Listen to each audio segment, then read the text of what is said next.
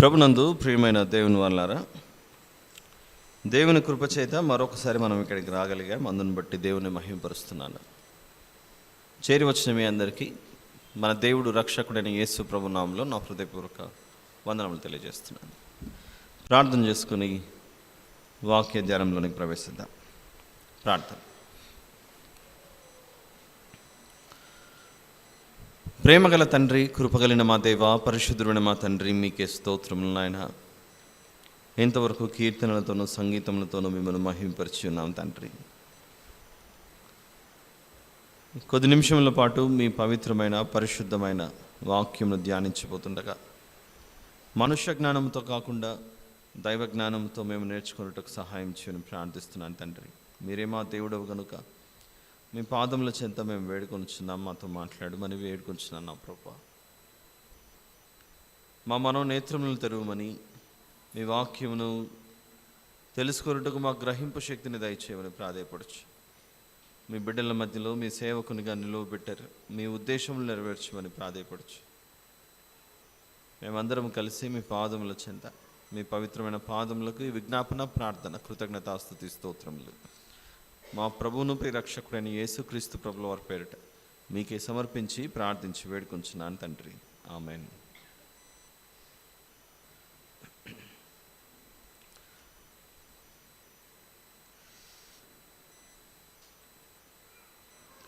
నేటి దినం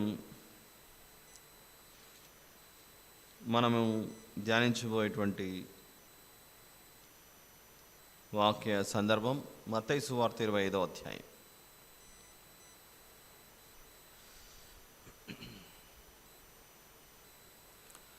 ఈరోజు ప్రపంచవ్యాప్తంగా పలు దేశాలలో ఇంటర్నేషనల్ ఉమెన్స్ డే అని, అంతర్జాతీయ మహిళా దినోత్సవం అని జరుపుకుంటున్నారు. మహిళలకందరికీ, సంఘానికి వచ్చేసిన పెద్దలు, ప్రతి ఒక్కరు స్త్రీలకందరికీ మీకు కూడా స్త్రీల దినోత్సవపు శుభాకాంక్షలు తెలియజేస్తున్నాను అందరికీ. అయితే ఎలాగూ ఈరోజు అంతర్జాతీయ మహిళా దినోత్సవం గనుక, ఇంటర్నేషనల్ ఉమెన్స్ డే గనుక, మత్తయి సువార్త 25వ అధ్యాయంలో ఉన్న ఈ ఉపమానాన్ని ఎంచుకోవడం జరిగింది. ఇందులో 10 మంది కన్యకలు కనబడతారు. అందులో 5 మంది బుద్ధిగలవారు, 5 మంది బుద్ధి లేనివారు.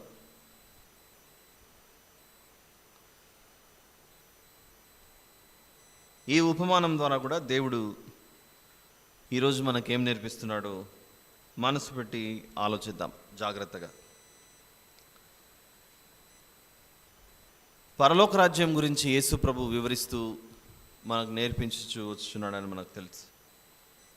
ఈ 40 రోజుల కార్యక్రమంలో భాగంగా ఈ సంవత్సరం మనం ఎంచుకున్నది యేసు ప్రభు యొక్క ఉపమానాలను మనం ధ్యానించు వచ్చాం. మనం కలిసిన ప్రతి ఏటాలో, ప్రతి సంవత్సరంలో ఈ 40 రోజుల పాటు ఒక సందర్భాన్ని మనం ఎంచుకొని ఆ 40 రోజులు దాన్ని తెలుసుకుంటూ మనం ముందుకెళ్ళాం. అందులో భాగంగా యెహెజ్కేలు గ్రంథం విన్నాం, ఇర్మియా గ్రంథం విన్నాం, ఇశ్రాయేలీయుల నిర్గమం విన్నాం, ఐగుప్తులో నుండి కనానుకు బయలుదేరి ప్రయాణం చేసిన ఆ 40 సంవత్సరాల సుదీర్ఘమైన ప్రయాణాన్ని ఇశ్రాయేలీయుల నిర్గమం అని 40 రోజులు మనం మాట్లాడుకున్నాం. మరొక సంవత్సరం రాజుల చరిత్రలో, ఒక సంవత్సరం ఏమో ఇశ్రాయేలు రాజుల చరిత్ర విన్నాం, మరొక సంవత్సరం యూదా రాజుల చరిత్ర మనం విన్నాం. ఇవే కాక యేసు ప్రభు ఉపదేశించిన ఉపమానాలు కూడా ఒక సంవత్సరం మనం విన్నాం గుర్తుంటే. ఇవి మాత్రమే కాక మొదటిసారి మనం కలుసుకున్నప్పుడు ఉపవాసం అంటే ఏంటి, ఉపవాసం లోని రకాలేంటి, ఆమెన్ అంటే ఏంటి, హల్లెలూయా అంటే ఏంటి, ఇలాంటివి మనం నేర్చుకుంటూ ఇన్ని సంవత్సరాల ప్రయాణం మనది కొనసాగింది. మరి దేవుని ఉద్దేశం ఏమై ఉందో మనకు తెలియదు, కానీ అవి మునుపు చెప్పిన దానికంటే ఇంకా గొప్ప విషయాలు చెప్పాలి, తెలుసుకోవాలన్న ఆలోచన తన బిడ్డల ఎడల దేవునికి ఉందేమో. అందుకే ఈ విషయాలను మరొకసారి మనం విని నేర్చుకోవడానికి దేవుడు ద్వారం తెరిచాడు. ఈ మత్తయి సువార్త 25లో బుద్ధిగల కన్యకల గురించి, బుద్ధి లేని కన్యకల గురించి మనము ఎన్నో మార్లు విని ఉండవచ్చు. ఇందులో తెలుసుకోవాల్సింది ఏముంది అని మనకు అనిపిస్తూ ఉండవచ్చు. ఇంతకీ కన్యకలు ఎవరు? కన్యకలు ఎవరో తెలిస్తే బుద్ధి కలిగి ప్రవర్తించిన వారెవరు, బుద్ధి లేకుండా ప్రవర్తించిన వారెవరో మనకు అర్థమవుతుంది. కాబట్టి యేసు ప్రభు పరలోక రాజ్యం గురించి వివరించడానికి ఆయన ఎంచుకున్న ఒక అద్భుతమైన సందర్భమే తమ దివిటీలు పట్టుకొని పెండ్లి కుమారుని ఎదుర్కొనుటకు బయలుదేరిన 10 మంది కన్యకలను పోలి ఉన్నది. ఈ మధ్యకాలంలో పెండ్లి కుమారుడు ఎవరో అన్న దాని గురించి మనం లూకాసు వార్త 12లో ఒక ఉపమానం మనం ఈ మధ్యకాలంలో విన్నాం. మీ నడుములు కట్టుకొని ఉండుడి అనే ఆ సందర్భం విషయంలో లూకాసు వార్త 12వ అధ్యాయం 35-36 వచనాలలో మీ నడుములు కట్టుకొని ఉండుడి, మీ దీపములు వెలుగుచుండనీయుడి, తమ ప్రభువు పెండ్లి విందు నుండి వచ్చి తట్టగానే అతనికి తలుపు తీయుటకు అతడు ఎప్పుడు వచ్చునో అని అతని కొరకు ఎదురు చూచు మనుషుల వలె ఉండుడి అని, తమ ప్రభువు పెండ్లి విందు నుండి వచ్చి తట్టగానే అని ప్రభువే పెండ్లి కుమారుడు అను సందేశం మనకి ఇక్కడ అందుతోంది. దీనితో పాటుగా గొర్రెపిల్ల అయిన యేసు ప్రభు పెండ్లి కుమారుడై ఉన్నాడు అన్న విషయం మనకు అర్థమవ్వాలి. ప్రకటన గ్రంథం 19వ అధ్యాయంలో, ప్రకటన గ్రంథం 19వ అధ్యాయం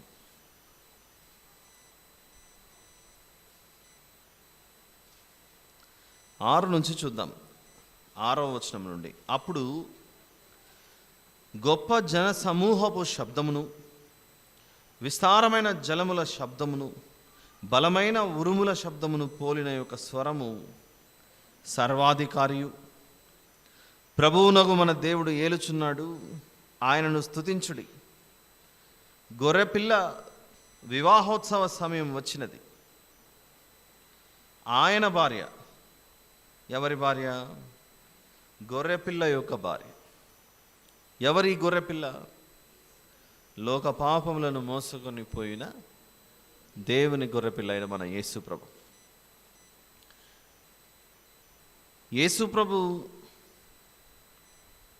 పెండ్లి కుమారుడు అన్న అర్థమిచ్చే వచనాలు మనం చదువుకున్నాం ఇంతవరకు. దాన్ని దృష్టిలో పెట్టుకుని 25వ అధ్యాయానికి వద్దాం. మత్తయి సువార్త 25 ఈ ఉపమానం దగ్గరికి. మత్తయి సువార్త 25.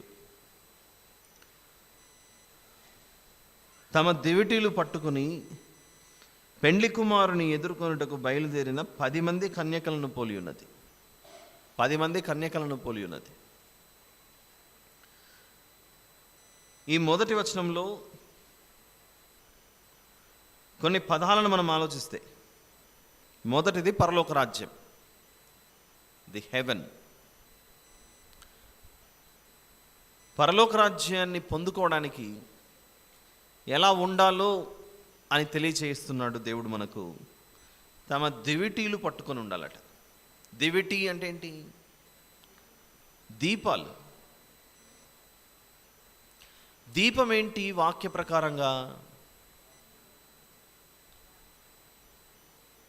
ఒక పాట కూడా మనం రాసుకున్నగా, నీ వాక్యమే. అమ్మా ఏం పాట అది? నీ వాక్యమే నన్ను బ్రతికించెను, బాధలలో నెమ్మదినిచ్చెను. చాలు. ఆ వాక్యము ఏమై ఉన్నది అని అంటే మనకు 119వ కీర్తన 105వ వచనం, సామ్ నంబర్ 119, 105. వెరీ గుడ్, చాలా హ్యాపీ. చూడకుండా చెప్పగలిగే సమర్థులు ఈ మందిరంలో ఉన్నారు. మిమ్మల్ని చూసినప్పుడైతే నాకు చాలా సంతోషం అనిపిస్తుంది. చక్కగా బుక్ తెచ్చుకుంటున్నారు, బైబిల్ తీసుకొని వస్తున్నారు, రాసుకుంటున్నారు కొందరైతే. నీ వాక్యము నా పాదములకు దీపమును, నా త్రోవకు వెలుగునై ఉన్నది. నీ వాక్యము నా పాదములకు దీపం. ఆ దీపం పట్టుకొని త్రోవల్లో పోతూ ఉంటే ఆ త్రోవల్లో మనకేముంటుందట? వెలుగుంటుందట. చీకటి కలిగిన త్రోవలో వెలుగు ప్రసరించాలి అని అంటే ఆ 119వ కీర్తన 105వ వచనం మనకు చెప్పేదే, వాక్యమును చేత పట్టుకొని ఉంటే ఆ దీపం వెలుగుచూ ఉంటుంది ఆ త్రోవలో. ఇంతకీ త్రోవేంటి? మార్గం ఏంటి? మార్గాలు 2 బైబిల్ ప్రకారంగా ఇర్మియా గ్రంథం 6వ అధ్యాయంలో కనబడతాయి ఈ మార్గాలు. 16వ వచనం చూద్దాం. ఇర్మియా గ్రంథము, book of Jeremiah, chapter number 6, verse number 16. మన దేవుడు ఇలాగ సెలవిచ్చుచున్నాడు. చదవండి సిస్టర్. మార్గములలో నిలిచి చూడుడి. మార్గములలో నిలిచి చూడాలట. పురాతన మార్గములను గురించి విచారించుడి. మేలు కలుగు మార్గం ఏది అని అడిగి అందులో నడుచుకునుడి. అప్పుడు మీకు నెమ్మది కలుగుతుంది. మార్గములలో నిలబడి ఏ మార్గము ఎక్కడికి తీసుకెళ్తుందో అని అనుభవజ్ఞులను అడగాలట. అనుభవజ్ఞులు ఎక్కడుంటారు? వయసులో పెద్దవారు, పితరులు. పెద్దవాళ్ళని అడిగితే మునుపు ఏం జరిగిందో చెప్పగలరు. ఒక యవనస్తుడు పెద్దలు ఇచ్చిన సలహా తీసుకోకుండా యవనస్తుల సలహా తీసుకొని జీవితాన్ని ఎంత నాశనం చేసుకున్నాడో మనకు బైబిల్లో సొలొమోను గారి కుమారుడైన రెహబాము విషయం మనకు తెలీదా? ఆ దేశంలో ఇశ్రాయేలీయుల ప్రజలు పెద్దలందరూ వచ్చారు. నాయన, మీ నాన్నగారు యెరూషలేం మందిరము, తర్వాత యెరూషలేం పట్టణము, ఈ దేశము, ఈ నిర్మాణం అంతా కట్టడానికి మా మీద చాలా బరువు పెట్టాడు. ఇప్పుడు మేము అంత బరువులు మోసే పరిస్థితిలో లేము. నువ్వు కొంచెం ఆ బరువును తగ్గిస్తే ఇశ్రాయేలు దేశం మొత్తం నిన్ను రాజుగా అంగీకరిస్తారు అని పెద్దలు వచ్చి ఒక మంచి సలహా ఇచ్చారు అక్కడ. ఆ పెద్దలకు ఈ మూర్ఖుడు, ఈ మహానుభావుడు, మీరు మళ్ళీ రండి అని చెప్పి తన వయస్సుతో సమానంగా ఉన్న సమాన వయస్కులైన యవనస్తులను పిలుచుకొని, ఇదిగో పెద్దలందరూ వచ్చి ఈ మాట సెలవిచ్చారు, మరి మీరేమంటారని. అప్పుడు యవనస్తులు బాగా ఉడుకు రక్తంగా ఏది మంచో ఏది చెడో తెలియని స్థితిలో రాజు సింహాసనం మీద కూర్చున్న వ్యక్తికి ఒక సలహా ఇస్తారు.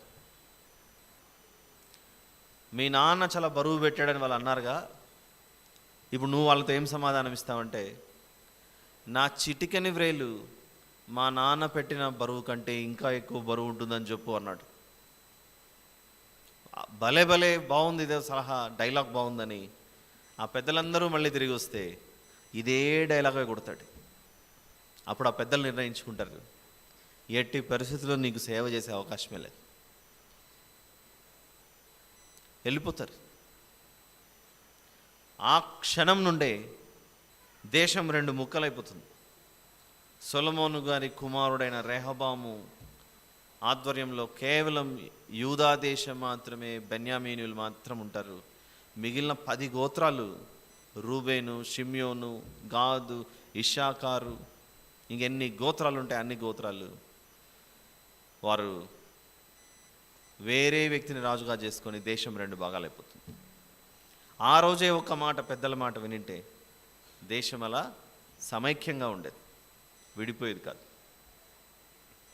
ఎందుకు మాట్లాడుకున్నాం ఈ విషయం? మనం దేవుడు పురాతన మార్గములను గురించి అడిగి విచారించుడి అని అన్నట్టు 6వ అధ్యాయం ఇర్మియా గ్రంథం 16లో చదువుకున్నాగా ఇందాక. మేలైన మార్గం ఏదో విచారించి తెలుసుకోనండి. మేలైన మార్గం ఏదో అడిగి తెలుసుకోవాలి. దానివల్ల మనకు కలిగే ప్రయోజనం గురించి అడిగి తెలుసుకోవాలి. ఎంత బాగున్నాయి మాటలు. నిన్ననో మొన్ననో చెప్పా, మనం స్క్రీన్లు చూసే సమయం తగ్గించి స్క్రిప్చర్ చూస్తే మన ఆత్మీయ జ్ఞానం పెరుగుతుందని. స్క్రిప్చర్ అంటే ఏంటి? దేవుని వాక్యం. స్క్రీన్ అంటే ఏంటి? మొబైల్ స్క్రీన్ కావచ్చు, టీవీ స్క్రీన్ కావచ్చు. విన్న మనలో ఎవరైనా ఒక్కరైనా దానిని అమలుపరిచారా? తగ్గించారా? ఫోన్లు చూడడము, టీవీలు చూడడము. తగ్గించకపోతే ఇంకొకసారి దేవుడు, నా వాక్యం అంటే మీకు ఇష్టం లేదా, ఇంకా వాట్సాప్లు, ఇన్స్టాగ్రామ్లు, యూట్యూబ్లు, ఫోన్లు ఈ దీంట్లోనే ఉన్నారా? అప్పుడప్పుడు నాకు అనిపిస్తుంటుంది, మొన్న పుట్టుకొని వచ్చినవే సెల్ ఫోన్లు, స్మార్ట్ టీవీలు, కలర్ టీవీలు అన్నీ. ఒక్కసారి పెద్దవాళ్ళని అడిగి చూడండి, వారి కాలంలో ఇలాంటి కలర్ టీవీలు ఉండేవా? మొబైల్ ఫోన్లు ఉండేవా? నాకు తెలిసి ఒక్క ల్యాండ్లైన్ ఫోను ఒక ఊరికి ఉండేది. అది ఒక్క ల్యాండ్లైన్ ఫోన్ ఒక ఊరికి ఉండేది. దీనికంటే ముందు అపాయింట్మెంట్ తీసుకోవాలి. ఫలానా టైంకి నేను ఒకరికి కాల్ చేయాలి, మీరు అనుమతిస్తే మేము కాల్ చేసుకుంటామని బుక్ చేసుకోవాలి ముందుగా. ట్రంక్ కాల్ అనేవాళ్ళు దాన్ని.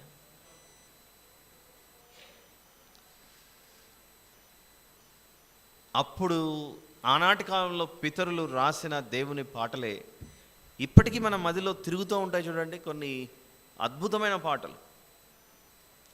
బాసిల్లెను సిలువలో పాపక్షమా, నడిపించు నానావా, అపరాధిని యేసయ్యా అనే పాటలు, దేవా పాపిని అనే పాటలు. ఇవన్నీ ఎప్పుడో 1970s 1980sలో, అంతకంటే ఆ మధ్యలో రాయబడినటువంటి పాటలు. ఇప్పుడు మనం 2024లో ఉన్నాం. ఇంకా జ్ఞాపకం చేసుకుంటూ ఉంటాం చూడండి ఆ పాటలు. అందుకే ఒక మాట మనం అనడం మానేసుకుంటే బాగుంటుంది. పిల్లలు, యవనస్తులు, మీకేం తెలియదు డాడీ, మీకేం తెలియదు మమ్మీ, ఆ టైంకి అలా అంటుంటే వాళ్ళు ఏదో ముచ్చటపడి నవ్వుతూ ఉండొచ్చేమో, కానీ ఆ నవ్వులో వీడు పిచ్చోడు నాకేం తెలియదు అనుకుంటున్నాడు అని వాళ్ళ మనసులో అలా అనుకుంటూ పోతుంటారు. తన జీవితమే కాదు, తన దేశ భవిష్యత్తు నాశనం అయిపోయింది. రెహబాము యొక్క జీవితంలో మేలైన మార్గం ఏదో ఎంచుకోకపోవడం వలన జరిగిన నష్టం అది, తీరని నష్టం అది. ఆ తర్వాత మళ్ళీ ఎప్పటికీ అది తిరిగి మళ్ళీ కోలుకోలేదు. చూడండి ఒకసారి 16వ వచనం, ఇర్మియా గ్రంథం 6:16. మార్గములలో నిలిచి చూడుడి. మార్గములో కాదు, మార్గములలో. లలో అంటే అర్థం ఏంటి? ఒకటి కాదు, 2 ఉన్నాయి అక్కడ, ఒకటి కంటే ఎక్కువ ఉన్నాయి. మార్గములలో నిలిచి చూడుడి, పురాతన మార్గములను గురించి విచారించుడి. ఏమి కనపడుతుంది పురాతన మార్గములలో? ఒకటి మేలైన మార్గం, ఒకటి కీడు తెప్పించే మార్గం, ఒకటి నెమ్మది కలిగించే మార్గం, మరొకటి నెమ్మది లేని మార్గం, అస్తవ్యస్తమైపోయే మార్గం. ఏంటి ప్రభువా, ఇంకా కొంచెం మాకు స్పష్టత ఇవ్వు తండ్రి అని అంటే అప్పుడు అంటున్నాడు, ఇదే ఇర్మియా గ్రంథంలో 21వ అధ్యాయానికి వెళ్తే 8వ వచనంలో కనబడుతున్నాయి ఆ మార్గాలకు పేర్లు. ఆ మార్గాలకు పేర్లు ఇవి. The names of these wonderful ways. ఇర్మియా గ్రంథము 21వ అధ్యాయం 8వ వచనం. ఈ ప్రజలతో నీవు ఇట్లనుము, యెహోవా సెలవిచ్చినదేమనగా, జీవ మార్గమును మరణ మార్గమును నేను మీ ఎదుట పెట్టుచున్నాను. మేలైన మార్గం ఏదో ఎంచుకోండి అని అంటే, ఆ మేలైన మార్గం ఏంటో చెప్పండి అని బైబిల్ని అడిగితే బైబిల్ సెలవిస్తుంది మనకు, ఆ మేలైన మార్గము జీవ మార్గం అంట. నెమ్మది లేని మార్గం, మనసెప్పుడు అల్లకల్లోలంగా ఉండే మార్గమే అది మరణ మార్గం. ఈ రెండింటినీ మీ ఎదుట నేను ఉంచి ఉన్నాను. ఏది కావాలో కోరుకోండి. ఇంకా ఎంతకాలం నిర్లక్ష్యం చేస్తారు? అలాంటి మార్గములే ఈరోజు. ఎలా ప్రయాణం చేయాలి ఈ మార్గములలో అంటే, మత్తయి సువార్త 25లో మొదటి వచనంలో దివిటీలు పట్టుకొని ప్రయాణం చేయాలట. దివిటి మార్గములలో దివిటి పట్టుకొని ప్రయాణం చేయాలి.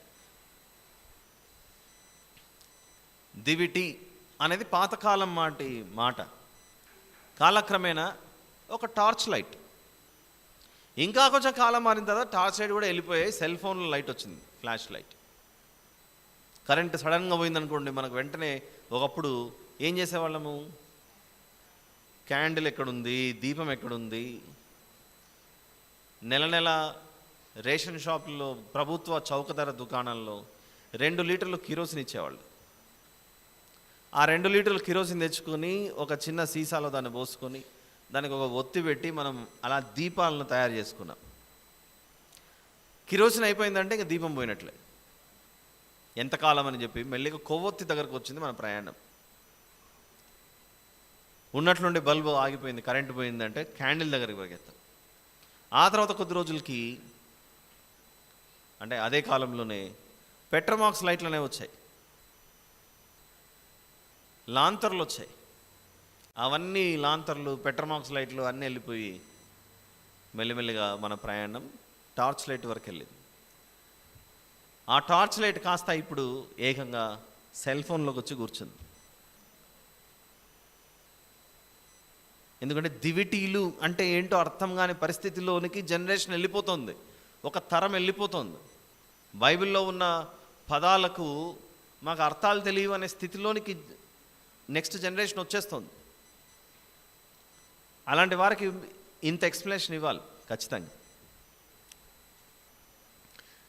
ఈరోజు ఇంతవరకు విన్న మాటల్లో పరలోక రాజ్యం గురించి చెబుతూ, అందులోకి చేరుకోవాలంటే దివిటీలు పట్టుకొని సిద్ధంగా ఉండాలంట. దివిటీలు పట్టుకొని ఎక్కడ ఉండాలి? మార్గాలలో ఉండాలి. ఏ మార్గంలో ఉండాలి అంటే 2 మార్గాలు కనబడుతున్నాయి. ఆ 2 మార్గాలలో ఇర్మియా గ్రంథం 6:16 ప్రకారంగా మేలైన మార్గం ఏంటో మనం పరిశీలించి తెలుసుకోవాలి. ఆ మేలైన మార్గంలో మనం చీకట్లను జారిపోకుండా ఉండాలి అని అంటే 119, 105 వచనం గుర్తు చేసుకున్నాం. నీ వాక్యము నా పాదములకు దీపము అని చెప్పుకున్నాం. అంటే ఒక మనిషి పరలోక రాజ్యం చేరాలి అని అంటే తన జీవితంలో, ఈ యాత్రలో, ఈ పరదేశులుగా ఉన్న ఈ ప్రయాణంలో వాక్యము అన్న దివిటిని, దీపమును పట్టుకొని ప్రయాణం చేయాలి. ఎవరిని ఎదుర్కోవడానికి? పెండ్లి కుమారుని ఎదుర్కోవడానికి. ఎవరా పెండ్లి కుమారుడు? భూమి మీద ఉన్న సంఘమునకు ఆయన పెండ్లి కుమారుడు. ఇప్పుడు ఆ 25వ అధ్యాయం మత్తయి సువార్తలో దివిటి అంటే ఏంటో అర్థమైంది, పెండ్లి కుమారుడు అంటే ఎవరు అర్థమయ్యారు. ఆయనను ఎదుర్కోవాలి మనము, అది కూడా మనకు అర్థం అవ్వాలి. అప్పుడప్పుడు మనము క్రిస్టియన్ మ్యారేజెస్కి వెళ్తుంటాం. క్రైస్తవ కుటుంబాలలో వివాహాలు జరిగినప్పుడు వేదిక మీద ఫస్ట్ పెండ్లి కుమారుడు కనపడతాడా, పెండ్లి కుమార్తె కనపడుతుందా?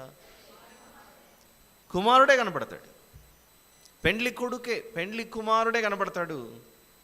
ఆ పెండ్లి కుమారుడు వచ్చి సోఫాలో ఆ స్టేజ్ మీద అలా కూర్చునగానే వెంటనే ఒక అనౌన్స్మెంట్ వస్తుంది, పెండ్లి కుమార్తె సిద్ధంగా ఉన్నారు, మనం లోనికి తీసుకొద్దాం. అందరము ఇప్పుడు ఏం చేయాలి? లేచి నిలబడాలి. అందరము లేచి నిలబడాలి. అక్కడ పెండ్లి కుమారుడు సిద్ధంగా ఉన్నాడు, కుమార్తె వచ్చి ఈ కుమారుని ఎదుర్కోవాలి. పెండ్లి కుమారుడు కుమార్తెను ఎదుర్కోడు. కుమారుడు ఎప్పుడు వేదిక మీద సిద్ధంగానే ఉంటాడు. ఆ పెండ్లి కుమార్తె ఈ వ్యక్తిని ఎదుర్కోవాలి. తెలియకుండానే చేస్తుంటాం చూడండి ఈ పనులు. మనం పరలోకానికి సంబంధించిన విషయాలను తెలియపరిచేదే ఒక క్రైస్తవ వివాహం. దాని గురించి చెబుతూ, పెండ్లి కుమారుని ఎదుర్కొనుటకు బయలుదేరిన 10 మంది కన్యకలను పోలి ఉన్నది. ఇందులో తెలుసుకున్నంత వరకు మనం ఇప్పుడు తెలుసుకున్నాం. ఇప్పుడు మనకు అర్థం అవ్వాల్సింది ఈ కన్యక ఎవరో తెలియాలి. ఇందులో ఏముందండి తెలుసుకోవడానికి? కన్యక గర్భవతి కుమారుని కనును, ఆ కుమారునికి ఇమ్మానుయేల్ అని పేరు పెట్టును, కాబట్టి మరియమ్మ గారే కన్యక అని అనొచ్చా? అనలేం. ఈ సందర్భం వేరు. ఇక్కడ చెప్పబడుతున్న సందర్భం ఏంటంటే, ఇర్మియా గ్రంథం 2వ అధ్యాయం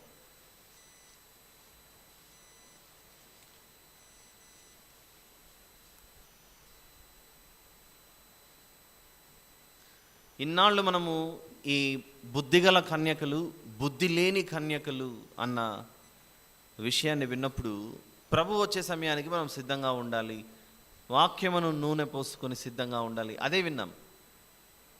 ఈరోజు మరొక నూతన విషయాన్ని తెలియజేస్తున్నాడు దేవుడు మనకు. అదే ఇర్మియా గ్రంథం 2వ అధ్యాయంలో ఎక్కువ ఉంది. నేను చదువుతాను, మీరు గమనించండి, ఆలోచించండి.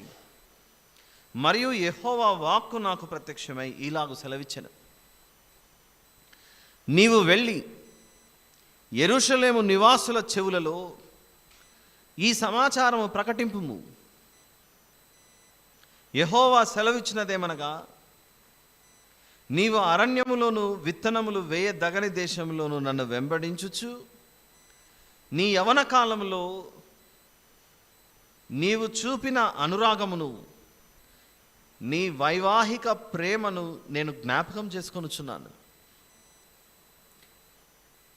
ఒక వ్యక్తి మాట్లాడుతున్నాడు. అందులో మరొకరి గురించి మాట్లాడుతూ, నీ యవన కాలంలో నీవు చూపిన అనురాగం, నీ వైవాహిక ప్రేమను నేను జ్ఞాపకం చేసుకొనుచున్నాను. ఇర్మియా, నువ్వు వెళ్ళి ఈ మాటలు యెరూషలేము నివాసులలో ఈ మాట ప్రకటించు అంటున్నాడు. అంటే దేవుని దృష్టిలో ఈ వైవాహిక ప్రేమను, ఈ అనురాగమును ఎవరు చూపించుచున్నట్లుగా మనం భావించాలి? ఆ వాక్యాన్ని బట్టి ఐగుప్తులో నుండి వీరు బయలుదేరినప్పుడు ఆ సందర్భం గురించి మాట్లాడుతూ దేవుడు, నీవు అరణ్యంలో ఎప్పుడున్నారు? వీళ్ళు ఎర్ర సముద్రాన్ని దాటుకొని వచ్చిన తర్వాత. ఇర్మియా గ్రంథం 2:2 చూస్తున్నారు కదా అంతా. నీవు అరణ్యములోను విత్తనములు వేయదగని దేశములోను నన్ను వెంబడించుచు, అరణ్యములో 40 సంవత్సరాల పాటు నీవు నన్ను వెంబడించుచూ ఉంటే, నీ యవన కాలంలో నీవు చూపిన అనురాగమును, నీ వైవాహిక ప్రేమను జ్ఞాపకం చేసుకొంచున్నాను. మన ఇద్దరి మధ్య ఏర్పాటు చేయబడిన ఆనాటి జ్ఞాపకాలు అలా కనబడుతున్నాయి నాకు. 3వ వచనం, అప్పుడు ఇశ్రాయేలు యెహోవాకు ప్రతిష్ఠిత జనమును, ఆయన రాబడికి ప్రథమ ఫలమును ఆయను అని ఒక దేశం గురించి మాట్లాడుతున్నాడు. నీవు నాకు వైవాహిక ప్రేమను చూపిన ఒక స్త్రీగా కనబడుతోంది ఈ ఇశ్రాయేలు దేశం అని మాట్లాడుతున్నాడు. అంటే దేవుడు ఈ దేశంను ఎలా చూస్తున్నాడంటే, తనకు మాత్రమే ప్రతిష్ఠింపబడిన ఒక పవిత్రురాలైన కన్యకగా ఈ ఇశ్రాయేల్ దేశాన్ని ఆయన భావిస్తున్నాడు అని మాటలను బట్టి మనము గమనించవచ్చు. దీనితో పాటుగా మరొక మాట యెహెజ్కేలు గ్రంథంలో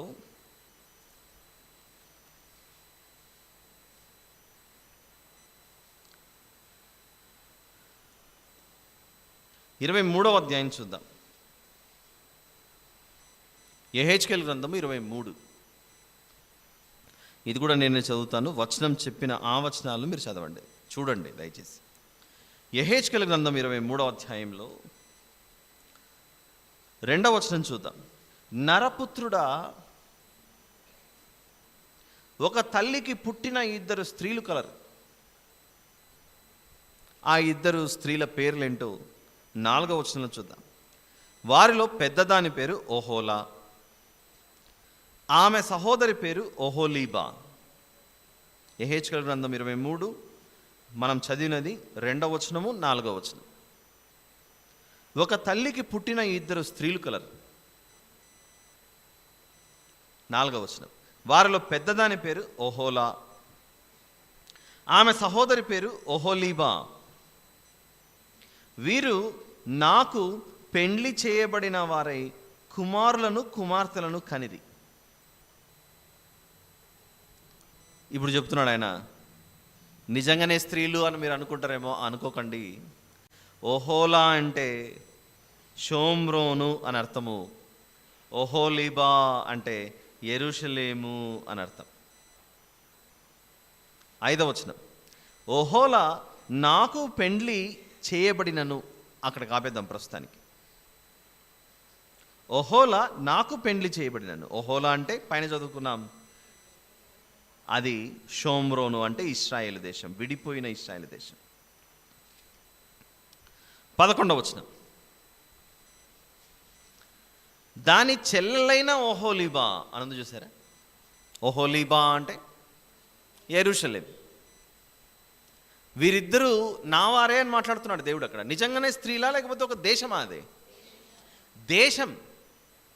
అలా చదివినప్పుడు వెంటనే మనుషులు దాన్ని అపార్థం చేసుకోకుండా ఈ ఓహోలా ఓహోలీబా అనే ఈ పదాలు ఒకటి ఇశ్రాయేలు దేశాన్ని సూచిస్తున్నాయని, మరొకటి యెరూషలేము యూదా దేశాన్ని సూచిస్తున్నాయి. ఈ రెండింటినీ కలిపితే సమైక్య ఇశ్రాయేలు దేశం. సౌలు గారు పరిపాలించిన కాలం, దావీదు గారు పరిపాలించిన కాలంలో దేశము విడిపోలేదు. సొలొమోను గారు పరిపాలించినప్పుడు కూడా దేశం విడిపోలేదు. ఆ దేశం దేవునికి ప్రతిష్ఠితమైన జనం. ఆ దేశం దేవునికి నమ్మకమైన వారుగా ఉండాల్సిన దేశం అది. నిర్గమకాండము 19వ అధ్యాయం చూద్దాం.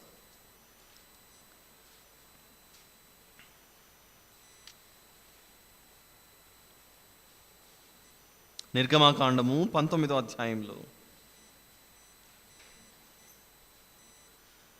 6వ వచనం చూద్దాం. 6వ వచనం, సమస్త భూమి నాదే కదా, మీరు నాకు యాజక రూపమైన రాజ్యముగాను పరిశుద్ధమైన జనముగాను ఉందురని చెప్పుము. పరిశుద్ధమైన జనం. ఎవరి జనం? ఇశ్రాయేలు జనం. పరిశుద్ధమైన, కళంకము లేని, నిష్కళంకమైన దేశముగా ఉండాలి అని దేవుడు ఆశించాడు. దేవునికి అంటుకట్టబడిన దేశం ఇది. దేవునికి అంటుకట్టబడిన దేశం ఎవరి కొరకు ఎదురు చూస్తూ ఉండాలి? తన ప్రియుడు ఎవరో గుర్తుపట్టాలి. ఎప్పుడొస్తాడో గుర్తుపట్టాలి. ఆయన ఎలా ఉంటాడు, ఆయన రూపం ఏంటి, ఆయన గుణాలేంటి, ఆయన సుగుణాలేంటి, నాకు ఆయన ఏమి నేర్పించబోతున్నాడు, నాకేమి ఇవ్వబోతున్నాడు, నా కొరకు ఏం తీసుకొస్తున్నాడు అనే అవగాహన మొదట ఎవరికి ఉండాలి అంటే ఆ స్థానిక దేశమైన ఇశ్రాయేలు దేశానికి ఉండాలి. కానీ విచిత్రం ఏంటంటే ఆ పరలోకము నుండి ప్రియుడు రానే వచ్చాడు. ఎవరా ప్రియుడు? పెండ్లి కుమారుడైన యేసు ప్రభువును లోకరక్షకుడు రానే వచ్చాడు. ఆయన వచ్చి బేత్లెహేములో ఆయన జన్మింపగానే ఎక్కడో ఉన్న తూర్పున్న ఉన్న ఆ జ్ఞానులు ప్రభువును వెంబడించుకుంటూ ఆ నక్షత్రాన్ని చూసుకుంటూ యూదులకు రాజుగా పుట్టినవాడెక్కడా అని వాళ్ళు యెరూషలేము చేరుకొని హేరోదు రాజును అడుగుతారు.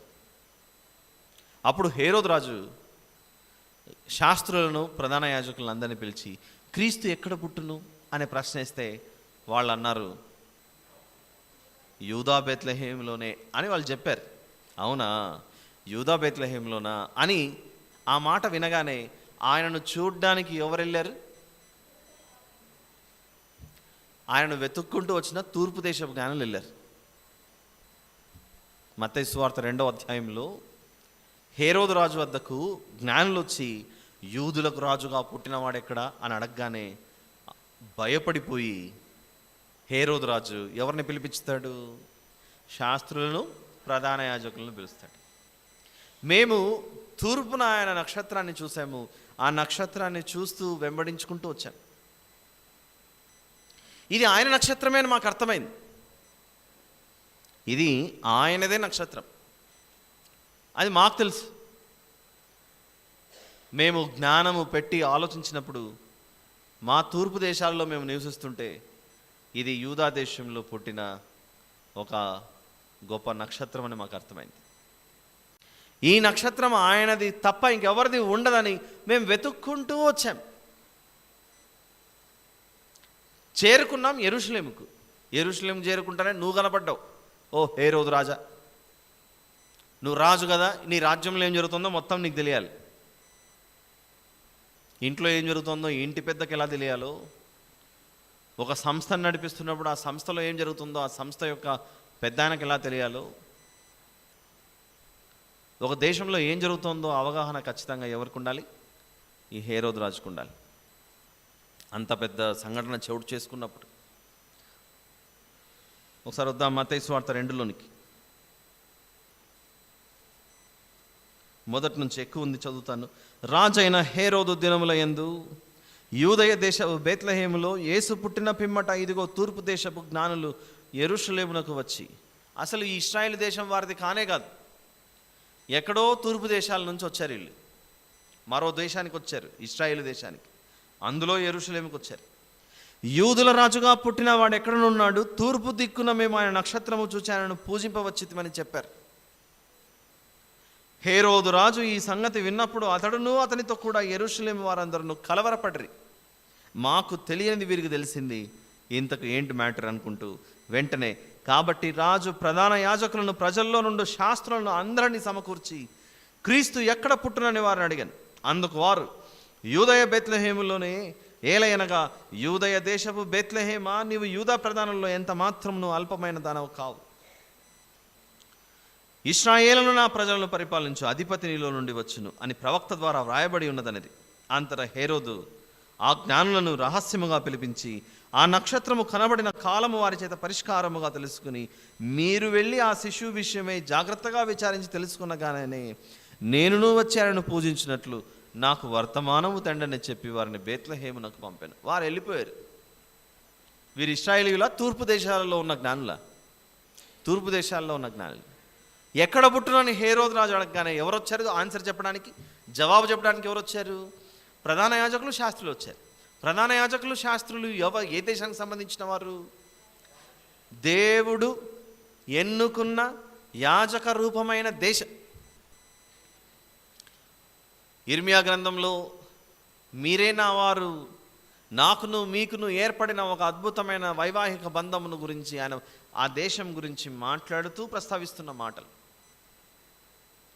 దేవుని గురించిన విషయాలు మొదట తెలియాలి అని అంటే ఈ భూమి మీద మొదట ఏ జనాంగానికి తెలిసి ఉండాలి? ఇశ్రాయేలులకే తెలిసి ఉండాలి. వారికే తెలుసు కనుకనే మనం కూడా ఇప్పుడు అన్యజనులమైన మనం ఒకప్పుడు ఇప్పుడు పాట కూడా వాడుకుంటున్నాం, వాక్యమును యాకోబుకి ఇచ్చాను అని. అందుకే వారంతా ఖచ్చితంగా చెప్పగలిగారు ఈయన బెత్లెహేంలోనే పుడతాడని. అంత ఖచ్చితంగా చెప్పినప్పుడు ఈ జ్ఞానులు ఆయనను ఎత్తుక్కుంటూ వస్తే కొంచెమన్నా ఆశ ఉండాలి కదా వీరికి. మీరు చూసిన నక్షత్రాన్ని మేము వెంబడిస్తాం, ఆయన ఎక్కడున్నాడో మేము వస్తామని ఈ ప్రధాన యాజకులు, శాస్త్రులు ఆ జ్ఞానులతో పాటు బయలుదేరి ఉండాలిగా. బయలుదేరలేదు. ఈ జ్ఞానులు మాత్రమే వెళ్ళారు. వీళ్ళు మాత్రం ఆ దేశంలో యెరూషలేములో నిలిచిపోయారు.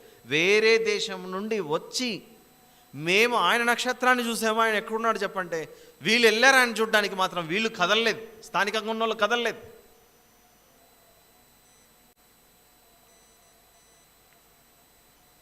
ఒక విషయం గురించి నాకేదో వార్త వచ్చింది అనుకోండి,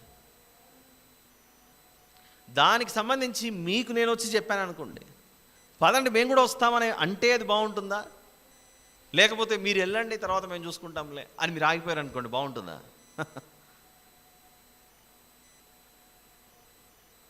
తూర్పు దేశం నుండి జ్ఞానులు వచ్చి మీ దేశంలో మీ దేశపు రాజు పుట్టాడు, అది మాకు తెలిసింది, మేము వెతుక్కుంటూ వచ్చాం. ఎక్కడున్నాడో చెప్పండి అని అంటే వాళ్ళు ఆ లేఖనాలలో చూసి చెప్పారే కానీ ఆ జ్ఞానులతో పాటు మేము కూడా ప్రయాణం చేస్తామని వాళ్ళు రాలేదు. అసలు ఆ నక్షత్రము యాకోబులోనే ఉద్భవిస్తుందని ఎవరు చెప్పారు, ఎప్పుడు చెప్పారు ఒకసారి మనం విచారిస్తే సంఖ్యాకాండం 24లో ఉంటుంది. యేసు ప్రభు జననం చోటు చేసుకునే సమయానికి ఒక నక్షత్రం వస్తుందన్న విషయం. సంఖ్యాకాండము 24వ అధ్యాయం, numbers, book of numbers, chapter number 24.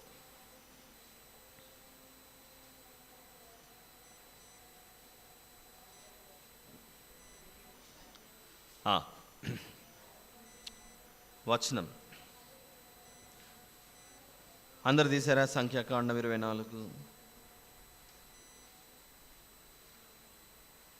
15వ వచనం నుండి చూద్దాం. ఉపమాన రీతిగా ఇట్లా నేను బెయోరు కుమారుడైన బిలాముకు వచ్చిన దేవోక్తి, కన్నులు తెరిచిన వానికి వచ్చిన దేవోక్తి, దేవవాక్కులను వినిన వాని వార్త, మహోన్నతుని విద్య నెరిగిన వాని వార్త. అతడు పరవశుడై కన్నులు తెరిచిన వాడై సర్వశక్తుని దర్శనము పొందెను. ఆయనను చూచుచున్నాను కానీ ప్రస్తుతముననున్నట్టు కాదు, ఆయనను చూచుచున్నాను కానీ సమీపముననున్నట్టు కాదు, నాకు చాలా దూరంలో కనబడుతున్నాడు. నక్షత్రము యాకోబులో ఉదయించును అన్నది చూసారా? నక్షత్రము యాకోబులో ఉదయించును. ఈ మాట యొక్క భావం ఎవరికి అర్థమైంది? మత్తయి సువార్తలో కనబడుతున్న తూర్పు దేశపు జ్ఞానులకు అర్థమైంది. వీరు ఈ నక్షత్రము యాకోబులో ఎప్పుడు ఉద్భవిస్తుందో అని పరిశీలనాత్మకంగా పరిశీలిస్తూ ఎప్పుడెప్పుడు ఆ నక్షత్రాన్ని చూడాలని ఎదురు చూస్తూ ఉన్నారట. మన దేశంలో రాకెట్ లాంచింగ్ సెంటర్ శ్రీహరికోటలో చంద్రమండలానికి లేకపోతే ఇంకొక చోటికి రాకెట్లు పంపించాలి, అక్కడ ఏం జరుగుతుందో చూడాలి అని సంవత్సరాల కొద్దీ రీసెర్చ్ ఎలా చేస్తారో, ఒకనాడు తూర్పు దేశాలలో ఉన్న జ్ఞానులట ఒక నక్షత్రాన్ని చూడాలని పరిశోధనలు చేస్తా ఎదురు చూశారట. ఏ కారణాన్ని బట్టి ఆ నక్షత్రం కొరకు ఎదురు చూశారు? వారికి ఒక చిన్న క్లూ దొరికింది, రెఫరెన్స్ దొరికింది. ఆ వాక్యమే సంఖ్యాకాండంలోని 24:17 వచనంలోని నక్షత్రము యాకోబులో ఉదయించును. అంటే వారు కొంచెం పరిశీలించారు, ఇంతకు యాకోబు అంటే ఏంటబ్బా అని ఆలోచించారు. ఓ, యాకోబుకు పేరు మార్చబడిందా? యాకోబు అంటే ఇశ్రాయేలా, యాకోబు అంటే ఇశ్రాయేలా అని అర్థం చేసుకొని ఆ ఇశ్రాయేలులో ఒకరోజు ఖచ్చితంగా నక్షత్రం పుడుతుందని ఈ ఒక్క లైన్, ఈ ఒక్క వాక్యం ఈ తూర్పు దేశపు జ్ఞానులు తమ హృదయంలో భద్రపరుచుకున్నారు. భద్రపరుచుకున్న ఆ వాక్యము నిజస్వరూపం ఎప్పుడు దాల్చుతుందో అని ఎదురు చూస్తూ ఉన్నారు. కానీ వాక్యమును చదువుకొని ఉపదేశిస్తున్న ప్రధాన యాజకులు, శాస్త్రులు మాత్రం హేరోదు రాజు వద్దకు వచ్చారు, చెప్పారు, వెళ్ళిపోయారు. అంటే ఈ 2 సందర్భాలు మనం జాగ్రత్తగా గమనిస్తే బుద్ధి కలిగి ప్రవర్తించిన వారు ఎవరు, బుద్ధి లేకుండా ప్రవర్తించిన వారు ఎవరు? ఆలోచించండి ఒకసారి. బుద్ధి కలిగి ప్రవర్తించిన వారు ఎవరు? అక్కడ హేరోదు రాజు వద్దకు వచ్చినప్పుడు జ్ఞానులు తమ హృదయమను సిద్ధెలలో యాకోబులో నక్షత్రం ఉదయించును అను వాక్యమును నింపుకొని ఎదురు చూశారు. వారు మాత్రం పుస్తకానికి మాత్రమే పరిమితం చేశారు, దానిని క్రియారూపకంలో దాల్చలేకపోయారు. హేరోదు రాజు వద్దకు వచ్చి సమాధానం చెప్పిన ప్రధాన యాజకులు, శాస్త్రులు.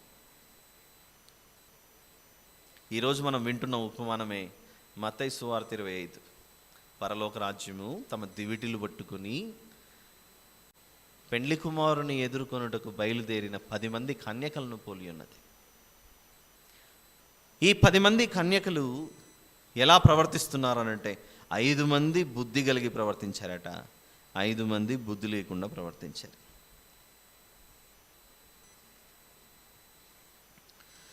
ఆయన ఉన్నాడు అని నమ్మారు, ఆ పెండ్లి కుమారుని ఎదుర్కోవాలని నమ్మారు. వాస్తవానికి పెండ్లి కుమారుని కొరకు ఎదురు చూడవలసిన జనాంగం ఎవరు చెప్పండి? ఇశ్రాయేలీలే. పెండ్లి కుమారుని కొరకు ఎదురు చూడవలసిన జనాంగం ఇశ్రాయేలీలే. ఆయన వస్తాడు అని వీళ్ళకి తెలుసు.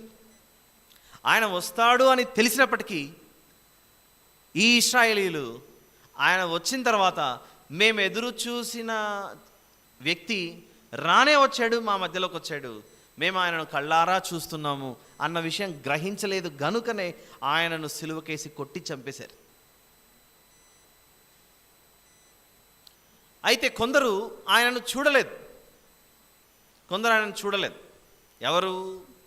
అపోస్తలుడైన పౌలు గారు అన్యజనుల్లోనికి వెళ్ళి సువార్త ప్రకటించినప్పుడు అంతియోకయ ప్రాంతం కావచ్చు, లుస్త్రా కావచ్చు, ఈకొనియ కావచ్చు, ఎఫెసీ కావచ్చు, కొరింథీ ప్రాంతం కావచ్చు, ఈ అన్ని ప్రాంతాలలో ప్రభువును ప్రత్యక్షంగా చూడలేదు.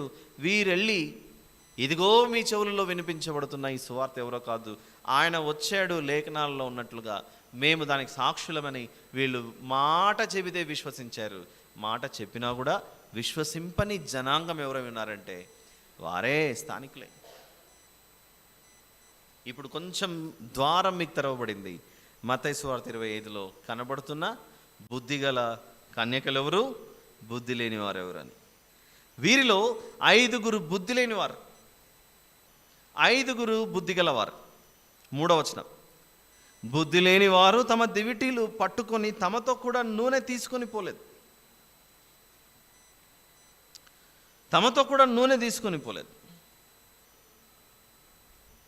కొంచెం వరకు మాత్రమే పెట్టుకున్నారు నూనె, అది ఆగిపోయింది దీపం. బుద్ధిగల వారు తమ దివిటీలతో కూడా సిద్ధలలో నూనె తీసుకొని పోయారు. పెండ్లి కుమారుడు ఆలస్యము చేయగా వారందరూ కునికి నిద్రించుచుండిరి. ఈయన ఇంకా రావట్లేదు, నిద్రపోదాంలే అని. అర్ధరాత్రి వేళ ఇదిగో పెండ్లి కుమారుడు అతనిని ఎదుర్కొని రండి అని కేక వినబడెను. రాత్రివేళ గొర్రెలు కాచుకొని చుండగా దేవదూత ప్రత్యక్షమై ఆ గొర్రెల కాపరులకు, ఇదిగో దావీదు పట్టణమందు నేడు రక్షకుడు మీ కొరకు పుట్టి ఉన్నాడని రాత్రివేళ ఆయన ఆగమనం జరిగింది భూమి మీద. ఆ రోజు రాత్రివేళ ఆగమనం అంటే ఆ శిశువును పశువుల తొట్టిలో పరుండబెట్టబడిన ఆ సందర్భం గురించి మాట్లాడుతున్నాను. ఆ సంఘటన 2000 సంవత్సరాల క్రితం బెత్లెహేంలో మరియమ్మ తల్లి జన్మనివ్వగానే ఆ శిశువును చూడ్డానికి వచ్చిన వీరందరూ ఎన్ని ఏండ్ల నుంచి మేము ఎదురు చూస్తున్నాం ఈయన కొరకు. భూమి మీద ఒక శిశువు జన్మింపక ముందు నుంచి మేము ఎదురు చూస్తున్నాం. ఏ శిశువు? ఆదాము హవ్వమ్మల ద్వారా రావాల్సిన కయ్యూను మొదటి కుమారుడు రాకముందే ఈయన గురించి చెప్పబడింది. ఆయన నిన్ను తల మీద కొట్టును అని సర్పం యొక్క కుయుక్తులను, తెలివితేటలన్నిటినీ అంతమొందించే ఒక ఆయన రాబోతున్నాడని ఎన్నో వేల సంవత్సరాల నుండి ఎదురు చూస్తున్న ఆ వ్యక్తి యొక్క ఆగమనం ఆ రోజు జరిగింది. ఆయన రాగానే స్థానికంగా ఉన్న వాళ్ళకేమో దేవదూతలు వచ్చి ప్రకటిస్తే, దూరంలో ఉన్న తూర్పు దేశస్తులకు నక్షత్రం కనపడి వెంబడించుకుంటూ వచ్చారు. కానీ జ్ఞానులుగా కనబడిన శాస్త్రులు, జ్ఞానులుగా కనబడిన ఆ ప్రధాన యాజకులు మాత్రం బుద్ధి కలిగి ప్రవర్తించలేదు, నిద్రపోయారు. వాక్యమును క్రియారూపకంలో ఎలా చూడాలని వారు ఆశించలేకపోయారు. 7వ వచనం, అప్పుడు ఆ కన్యకలందరూ లేచి తమ దివిటీలను చక్కపరిచిరి. కానీ బుద్ధి లేని ఆ కన్యకలు, మా దివిటీలు ఆరిపోవచ్చున్నవి కనుక మీ నూనెలో కొంచెం మా కీయుడని బుద్ధిగల వారిని అడిగిరి. అందుకు బుద్ధిగల కన్యకలు, మాకును మీకును ఇది చాలదేమో, మీరు అమ్మవారి యొద్దకు పోయి కొనుక్కొనుడని చెప్పిరి. వారు కొనబోచుండగా పెండ్లి కుమారుడు వచ్చెను. అప్పుడు సిద్ధపడి ఉన్నవారు అతనితో కూడా పెండ్లి విందుకు లోపలికి పోయిరి. అందర తలుపు వేయబడెను. ఆ తర్వాత తక్కిన కన్యకలు వచ్చి ఏడుస్తున్నారు. అయ్యా అయ్యా మాకు తలుపు తీ అని ఏడుస్తున్నారట. అయ్యా అయ్యా మాకు తలుపు తీ అని. ఈ సంఘటన ఎప్పుడు జరిగింది? అపోస్తలుల కార్యములు. అయ్యా అయ్యా మాకు తలుపు తీ, మేము రావాలనుకుంటున్నాం అని ఎదురు చూస్తుంటే, ఆ తర్వాత 8వ అధ్యాయం చూద్దాం. అపోస్తలుల కార్యములు 8వ అధ్యాయం.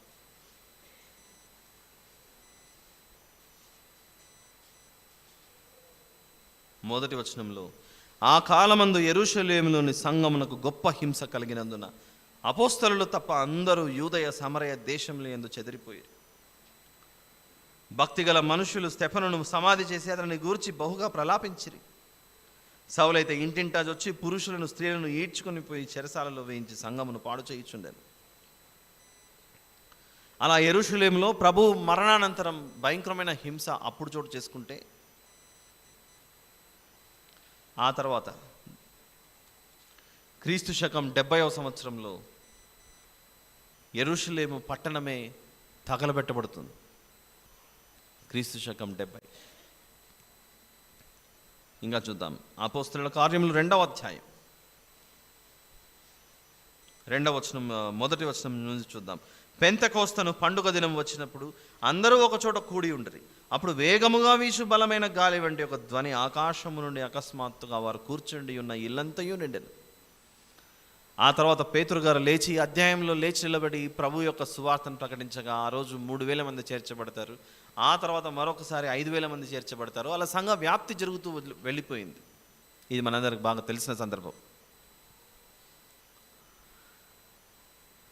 అలా సంఘము స్థాపించబడినప్పుడు మేము మా చేతులారా మా ప్రభువును మేము సిలువకేసి కొట్టాం. ఇప్పుడు మేము ఏం చేయమంటారని వెంటనే మారు మనస్సు కలిగి వచ్చేశారు, ప్రభు వద్దకు వచ్చేశారు. అయితే కొందరు మాత్రం మీరు జీవాధిపతిని చంపారని చెప్పినా కూడా అర్థం అవ్వట్లేదు వారికి. చూద్దాం ఆ మాట కూడా. 3వ అధ్యాయం అపోస్తలుల కార్యములు.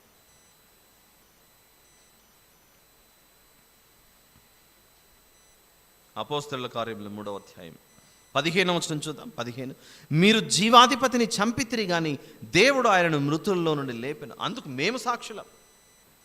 ఆయన నామమందలి విశ్వాసమూలముగా ఆయన నామమే మీరు చూచి ఎరిగి ఉన్న వీనిని బలపరచెను అని ప్రభువును గురించి గొప్పగా ప్రకటిస్తున్నారు ఆనాటి శిష్యులు. వీరి మాటలు ఆ తర్వాత అన్యజనుల్లోనికి వ్యాప్తి చెందాయి. ఆ మాటలే ఈరోజు మన వద్దకు కూడా చేరుకున్నాయి. ఈరోజు మన చేతుల్లో బైబిల్ ఉంది అని అంటే దేవుడు తన వాక్యం చేత మనల్ని ఆకర్షించాడు.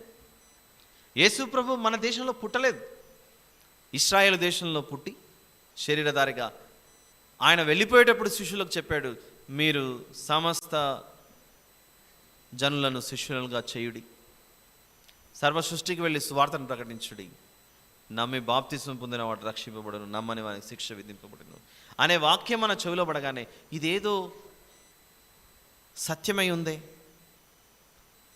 అంటే మేము మొన్నటి వరకు పాటించినవన్నీ అబద్ధమని మాకు ఇప్పుడు అర్థమవుతుంది, అవన్నీ నిజాలు కావు అని వాటిని పక్కన పెట్టి మనము సత్యాన్ని వెంబడించాం. చూడండి, యేసు ప్రభుని ఎందుకు వెంబడించాం? ఇందులో ట్రూత్ ఉందన్నాం మనం. I am the way, the truth and the life. నేనే మార్గము, నేనే సత్యము అన్నాడు. చూసారా యేసు ప్రభు?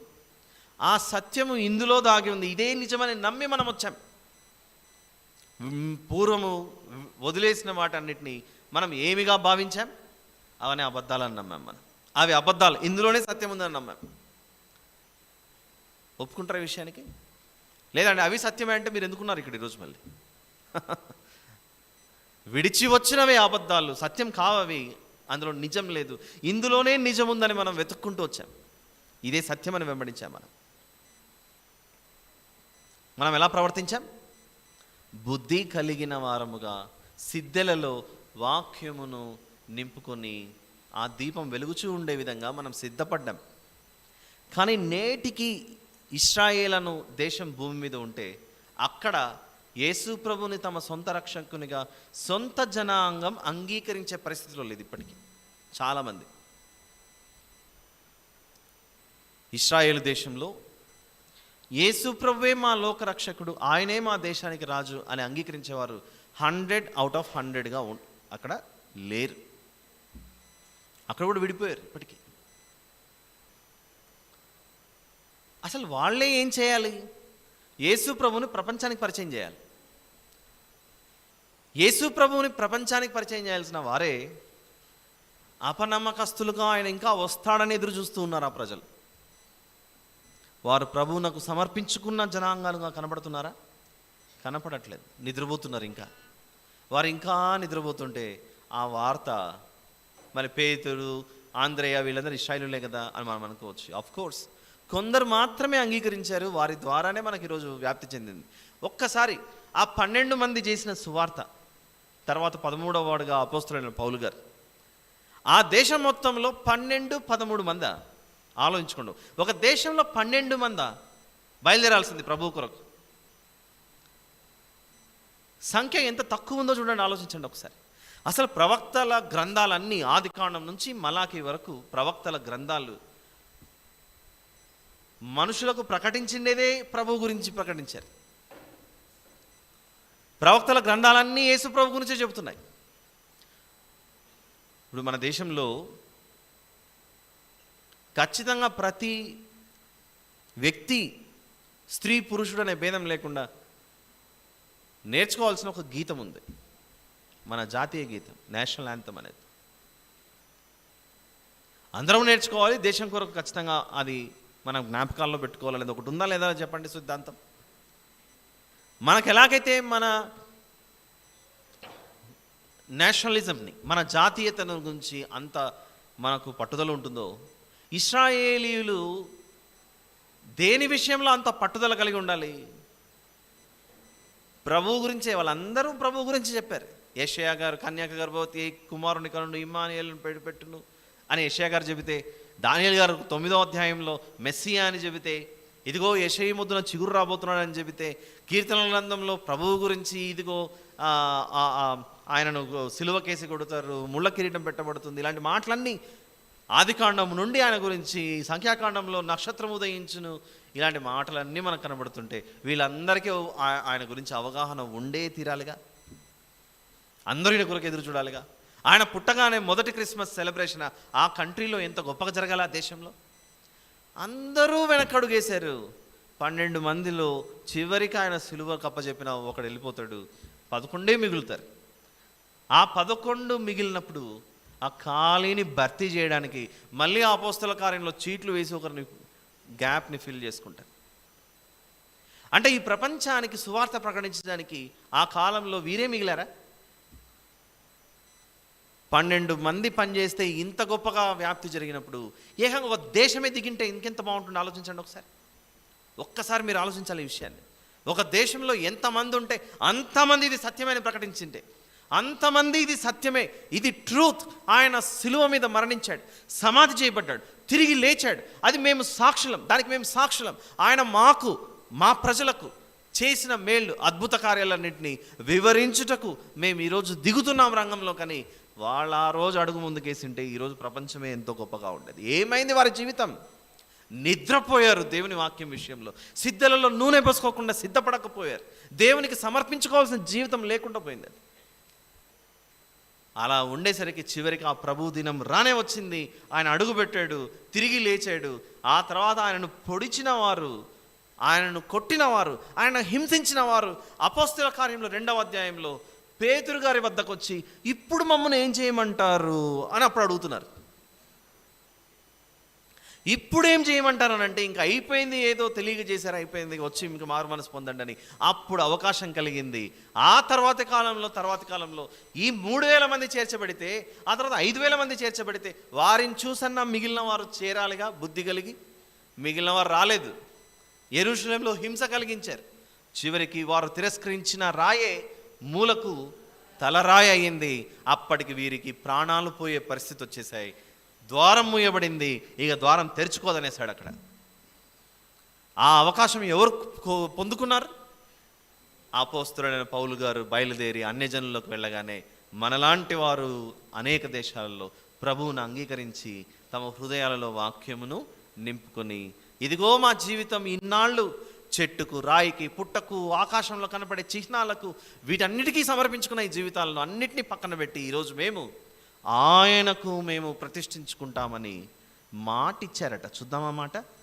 కొరింథీయులకు రాసిన 2వ పత్రిక 11వ అధ్యాయం. కొరంది అనేది ఇశ్రాయేలు దేశంలో ఉన్న ప్రాంతం కాదు, ఇది వేరే ప్రాంతం. ఇది కొరింథీయులకు రాసిన 2వ పత్రిక 11వ అధ్యాయం.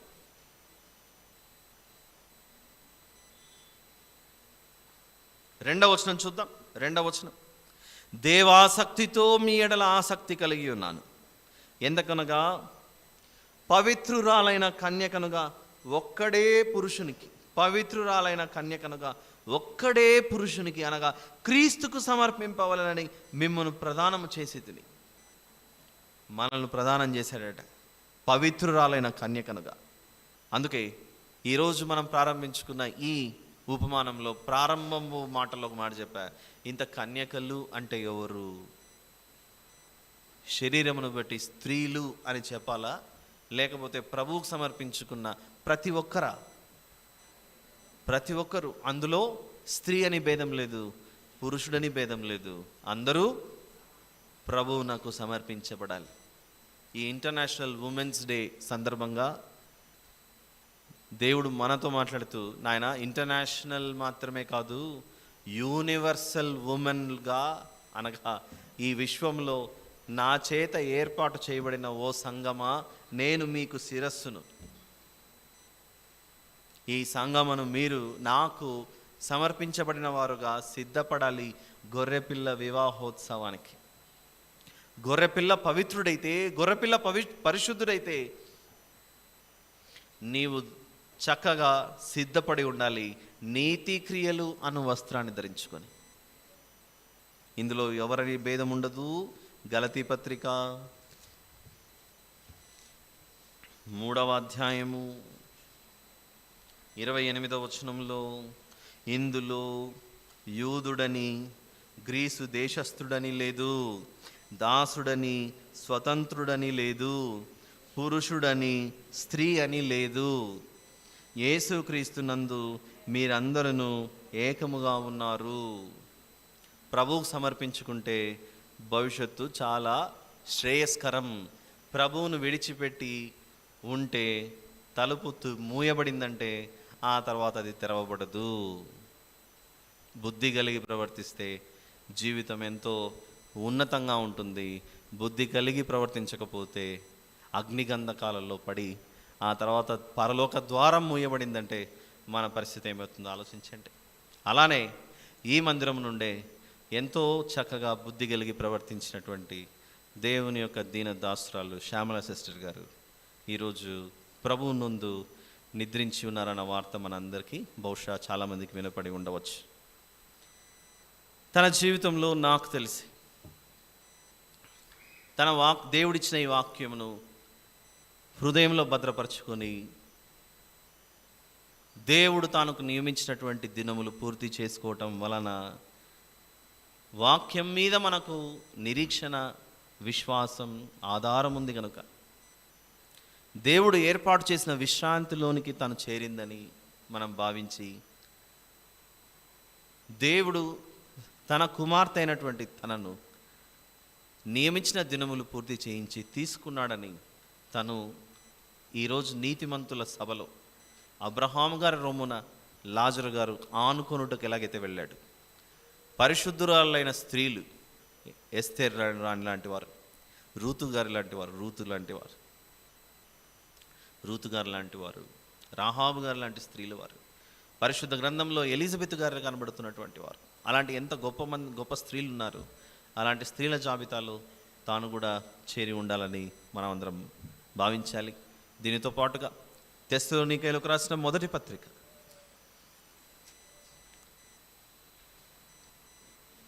4వ అధ్యాయం 18వ వచనం.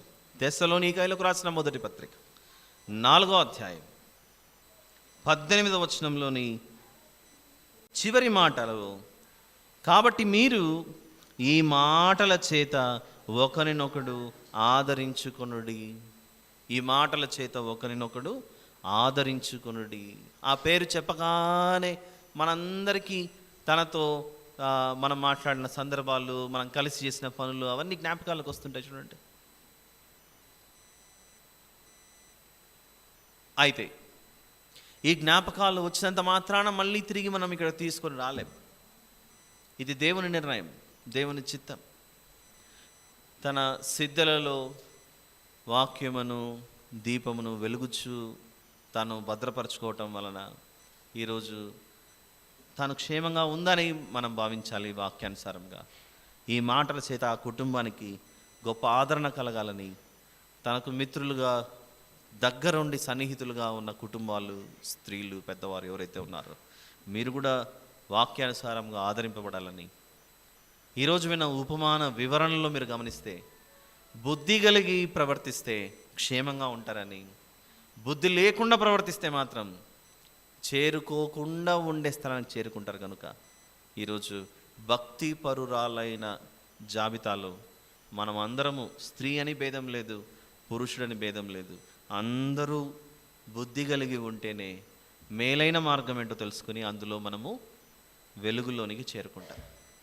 ఇంత చెప్పినా కూడా నిర్లక్ష్యం వహిస్తూ ఉంటే మాత్రం ఇశ్రాయేలీయులకు ద్వారం ఆనాడు కొందరికి మాత్రమే తెరవబడింది, మిగిలిన వారు మరి దూరం అయిపోయారు. ఆ జాబితాలో మనం ఉండకూడదని కోరుకుంటూ ఇంతటితో ఈ సందేశాన్ని ముగిస్తున్నాను. ప్రార్థన చేసుకుందాం. ప్రేమగల తండ్రి, కృపగలిగిన మా దేవ, పరిశుద్ధుడైన మా తండ్రి, మీకే స్తోత్రములు నాయన. ఈరోజు వినిపించిన వాక్యమును బట్టి మిమ్మల్ని మహింపరుస్తున్నాను తండ్రి. మీ వాక్యము తెలిసి తెలిసి కూడా నిర్లక్ష్యం చేశారు ఆనాటి ప్రజలు.